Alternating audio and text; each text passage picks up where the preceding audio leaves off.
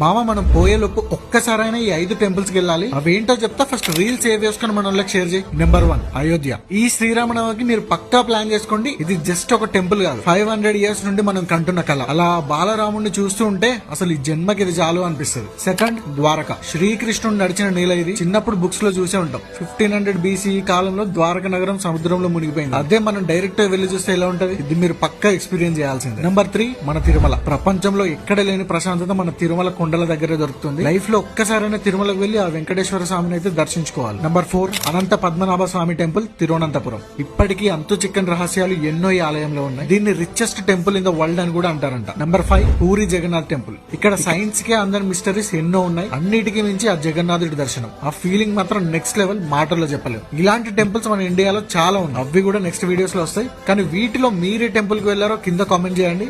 Follow కొట్టడం మాత్రం అస్సలు మర్చిపోవద్దు.